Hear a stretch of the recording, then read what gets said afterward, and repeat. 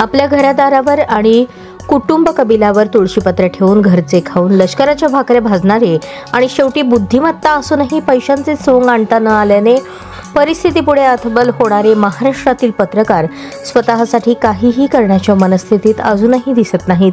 याची कारणे आहेत की आतापर्यंत त्यांच्यासाठी कोणाचा आवाज हवा तसा वरपर्यंत पोहोचलेला नाही।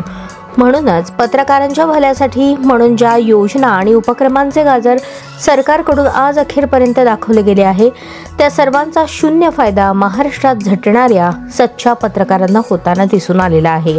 या सर्व योजना पत्रकारांचे जीवनमान उंचावण्यामध्ये अपयशी ठरले आहेत।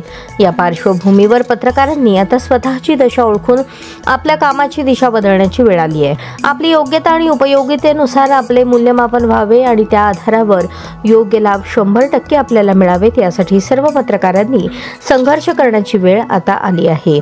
पत्रकारांच्या हिताच्या विचारांच्या या वाटेवर चालताना अंतिम संघर्षापूर्वी सर्वात प्रथम गरज वाटते ती म्हणजे पत्रकारांच्या संघटनांची। हे संघटन करण्यासाठी राष्ट्रवादी काँग्रेस शरदचंद्र पवार पक्षाकडून सर्व पत्रकारांना आवाहन करण्यात येत आहे की ज्या पत्रकारांना समाजासाठी संघर्ष करण्यापूर्वी स्वतःला सक्षम करण्याची गरज वाटत असेल त्यांनी नियोजित संघर्षात आपला सहभाग ताबडतोब नोंदवावा।